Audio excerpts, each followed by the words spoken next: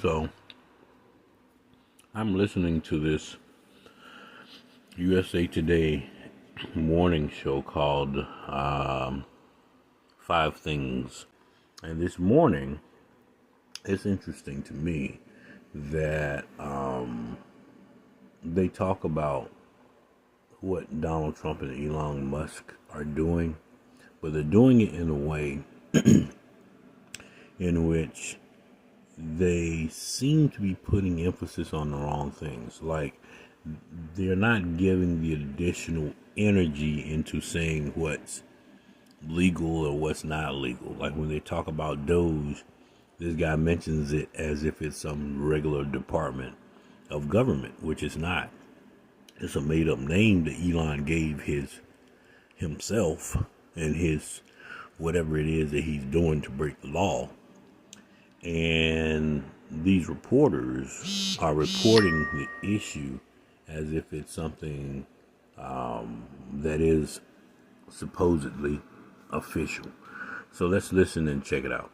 On the 3-week mark of this administration, what have been some of the big highlight moves involving Elon Musk?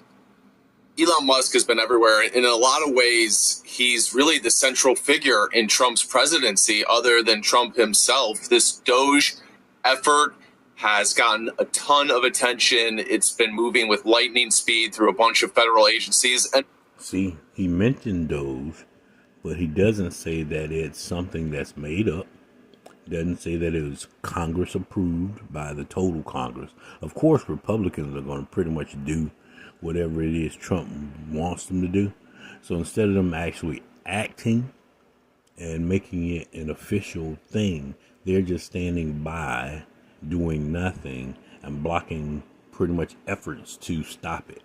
So instead of them having the same energy that they would have when they were fighting against Democrats, they're letting Elon Musk and his team of people come into all government agencies without any kind of security clearance, without any kind of official paperwork, and they're just going into the different systems that we have. Anybody else that would have done that, would have probably be shot at the door, because they wouldn't let Congress people, the Democratic, it was like some members of the Democratic Party going down to the Department of Education in Washington, D.C. Wouldn't let them through the door, right? But these yahoos just walk in and sit down at people's desks and take over computer systems, totally against pretty much any regulations that are out there. And what I don't understand is all of these government people with and guards with guns just lets people come in and do whatever it is that they want to do. They're going to be held accountable, because if they let anybody else do that, they would have come in and said, "Hey, look, why'd you let these people upstairs? Did you see any kind of badge, any kind of security? How did they just get upstairs and do what they're doing now?" Well, they told me. They told you. Who told you? Did you get anything in writing? See, that's the thing. They're not getting anything in writing. So therefore, they just go through and do what they want to do. People got to remember what their jobs are, okay? If you have a job, you go by the procedures of whatever your job is, and everything will be okay. But I digress for the moment. Here we go.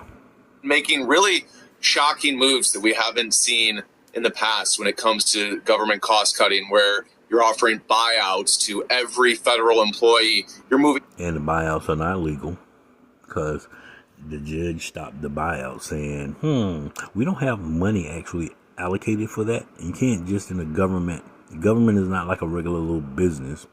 And I think that's the problem. Elon and Donald has never been a good business person. He went bankrupt, 765?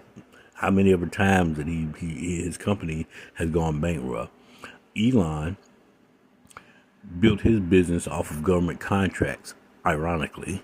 So cars are crashing over there in Tesla land, and rockets are falling out of the sky over in X, and his Twitter/X don't work. So all of his bullshit, all of his businesses that he got, he need to be over there trying to figure out how to make his apps run like they're supposed to, as opposed to me over here all up in the government business. And I don't know why Joe Biden didn't shut down all of those contracts and give them to other people before he walked out of the door. That would have solved. See, this is the thing. This is the problem that I have with Democrats. They put good energy into saying they're going to do things for the people, but they don't have that. They don't got that.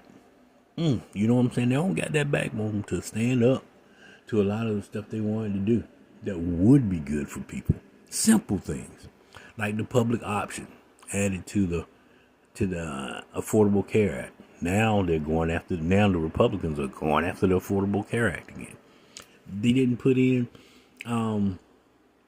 like I said, like little things that he could do at the time that it would be most effective. They always wait until something passes, and then they try to come here. They come with the, oh, we're going to do this, oh, we're going to do that. Anyway.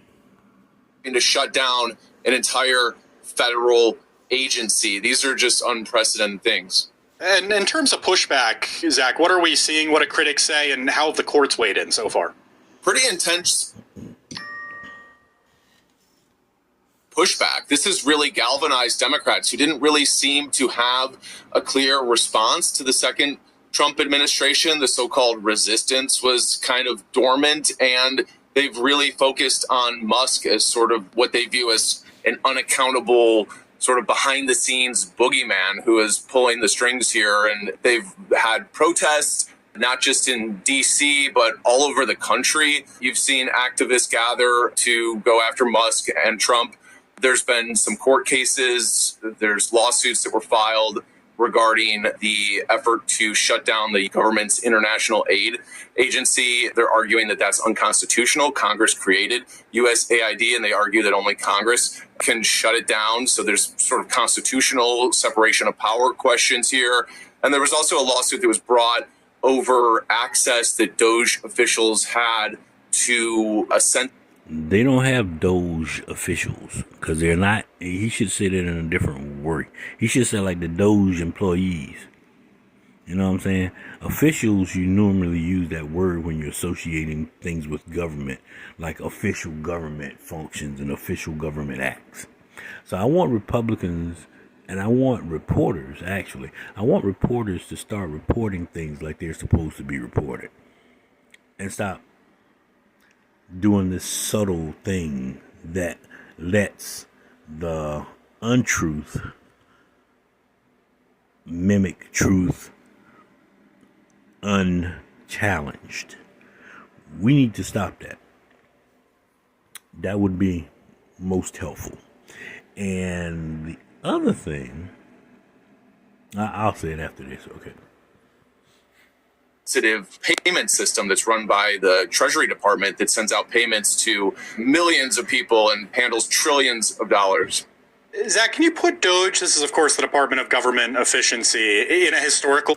It's not of course, the Department of Government Efficiency. Of course, you're wrong. It's not a department. That's the name of the little thing, whatever it is, the project. Let's just call it a project. It's the name of the project that Elon Musk is doing, but it's not an actual department of anybody's government.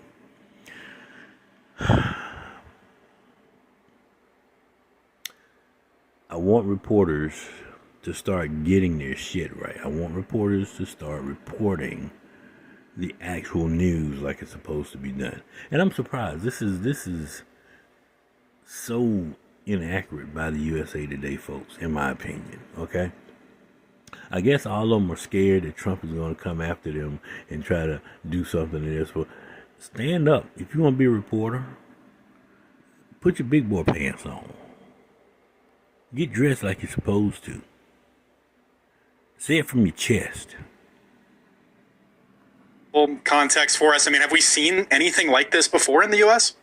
It's not unusual to have presidents come in and talk about cutting spending, making government more efficient. That's been a talking point for a long time. Really, it goes all the way back to sort of Franklin Delano Roosevelt and the New Deal in the 1930s and during the Great Depression, where there was a big expansion of government.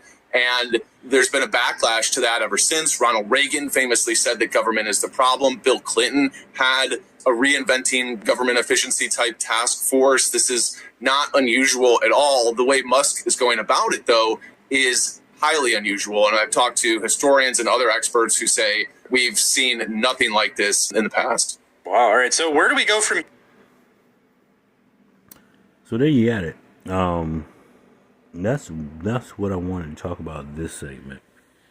How the reporters, in my opinion, are not reporting like they're supposed to be reporting. And it's going to cause a problem because people that are casually listening aren't going to notice what's going on. They're going to hear half truths, and then it's just going to pretty much cause people a lot of stress, and more than likely maybe cause a little bit of hysteria when it's not needed. If people put what's going on in proper perspective, that Donald Trump once again is coming in, breaking laws, and possibly setting himself up for a third impeachment. If it's put in that light, then you'll see the total picture, because whenever he comes in and does something, quite a few times already, lawyers and judges have challenged or either outright put stops on the things that he's trying to do. And then once they challenge him, he'll back down a little bit and try to do something else. Because right now he's all over the place. They call it flooding the zone. I call it building up evidence so that you can be impeached. But anyway, we'll see what happens.